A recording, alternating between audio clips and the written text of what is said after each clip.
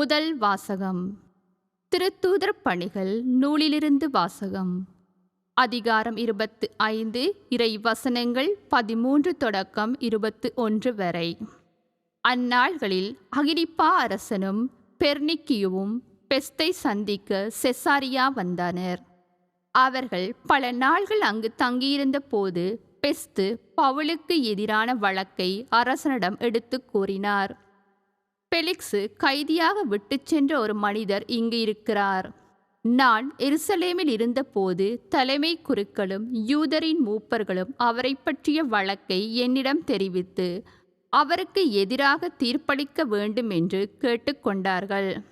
நான் அவர்களை பார்த்து, குற்றம் சாட்டப்பட்டவர் எவரும் குற்றம் சாட்டியவருக்கு முன் நின்று தம் மீது சுமத்தப்பட்ட குற்றத்தை பற்றி விளக்குவதற்கான வாய்ப்பை பெற வேண்டும். அதற்கு முன் அவருக்கு தீர்ப்பு அளிப்பது ரோமையரின் வழக்கமல்ல என்று கூறினேன். எனவே அவர்கள் இங்கே வந்தபோது சற்றும் காலம் தாழ்த்தாமல் மறுநாளிலேயே நான் நடுவர் இருக்கையில் அமர்ந்து அவரை என்னிடம் கூட்டிக் கொண்டு வருமாறு ஆணை பிறப்பித்தேன். குற்றம் சுமத்தியவர்கள் எழுந்து பேசிய போது நான் நினைத்திருந்த கொடிய குற்றம் எதுவும் அவர் மீது சுமத்தவில்லை.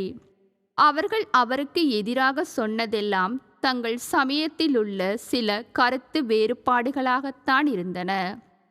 இறந்து போன இயேசு என்னும் ஒருவரை பற்றியும் அவர்கள் பேசினார்கள். அந்த இயேசு உயிரோடு இருப்பதாக பவுல் சாதித்தார். இக்கருத்து சிக்கல்களை பற்றி கேட்டதும் நான் குழம்பி போய், நீர் எருசலேமுக்கு வருகிறீரா? இங்கு இவை பற்றி விசாரிக்கப்பட விரும்புகிறீரா என கேட்டேன். பவுல், பேரரசரே, விசாரித்து தீர்ப்பு அளிக்கும் வரை தம்மை காவலில் வைக்க வேண்டும் என்று கேட்டுக்கொண்டார். ஆதலால் இவரை சீசரிடம் அனுப்பும் வரை காவலில் வைக்குமாறு ஆணை பிறப்பித்தேன். இது ஆண்டவர் வழங்கும் அருள்வாக்கு. யோவான் எழுதிய நற்செய்தியிலிருந்து வாசகம். அதிகாரம் 21, இறைவசனங்கள் 15 தொடக்கம் 19 முடிய. தம் சீடர்களுக்கு தோன்றி இயேசு சீமோன் பேதுருவிடம், யோவானின் மகன் சீமோனே, நீ இவர்களை விட மிகுதியாக என் மீது அன்பு செலுத்துகிறாயா என்று கேட்டார். அவர் இயேசுவிடம், ஆம் ஆண்டவரே, எனக்கு உம்மிடம் அன்பு உண்டு, எனது என உமக்கு தெரியுமே என்றார். இயேசு அவரிடம், என் ஆட்டுக்குட்டிகளை பேணி வளர் என்றார். இரண்டாம் முறையாக இயேசு அவரிடம், யோவானின் மகன் சீமோனே, நீ என் மீது அன்பு செலுத்துகிறாயா என்று கேட்டார்.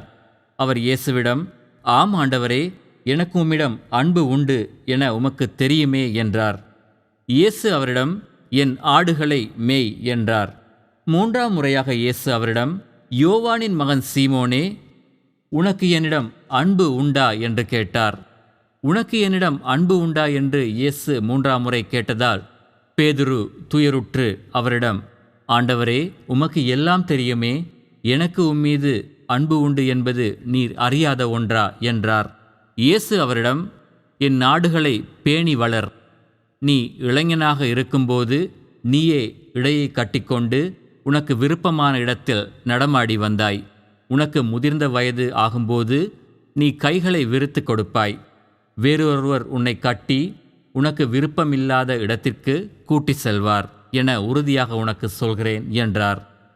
பேதுரு எவ்வாறு இறந்து கடவுளை மாட்சிப்படுத்தப் போகிறார் என்பதை குறிப்பிட்டே அவர் இவ்வாறு சொன்னார். இயேசு சொன்ன பின் பேதுருவிடம், என்னை பின்தொடர் என்றார். இது கிறிஸ்து வழங்கும் நற்செய்தி. அன்பார்ந்தவர்களே, இன்று மே மாதம் 17ஆம் தேதி, இன்றைய நற்செய்தியில் ஆண்டவர் இயேசு பேதுருவிடம் 3 முறை கேள்வி கேட்கின்றார். நீ என்னை அன்பு செய்கின்றாயா? காரணம், பேதுரு 3 முறை இயேசுவை மறுதலித்தார், மனம் மாறினார். உயிர்த்த ஆண்டவர் பேதுருவிடம், நீ என் மீது அன்பு செலுத்துகின்றாயா என்று மும்முறை கேட்டார்.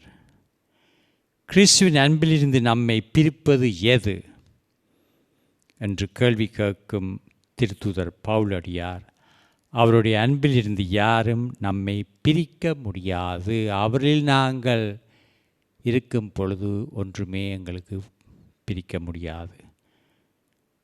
நம்மை பிரிக்க முடியாது என்று ஆணித்தரமாக கூறுகின்றார். இறுதி வரை நம் மீது அன்பு கொள்ளும் இயேசு இன்று நம்மிடம் கேட்பது, உனக்கு என் மீது அன்பு உண்டோ? நாம் அவரை அன்பு செய்கின்றோம் என்றால் அவர் நம்மை அன்பு செய்வது போல நாமும் ஒருவரை ஒருவர் அன்பு செய்ய வேண்டும். ஆண்டவரோடு இருக்கும் அன்பு எங்களுக்கு எதுவும் குறையில்லை. ஏன்னா நீங்கள் ஞாயிற்றுக்கிழமை பூசைக்கு போகிறீங்க, வீட்டில் சபிக்கின்றீர்கள், தானம் கொடுக்கின்றீர்கள், இதெல்லாம் செய்து கொண்டு வருகிறீர்கள் ஆண்டவருக்கா. ஆனால் அந்த அன்பு ஒரு குறையும் இல்லை. ஆனால் என்னுடைய அன்பை நாங்கள் மற்றவர்களுக்கு எவ்வாறு கொடுக்கின்றோம், அதில் கொஞ்சம் சிக்கல் இருக்கின்றது. உன்னை நீ அன்பு செய்வது போல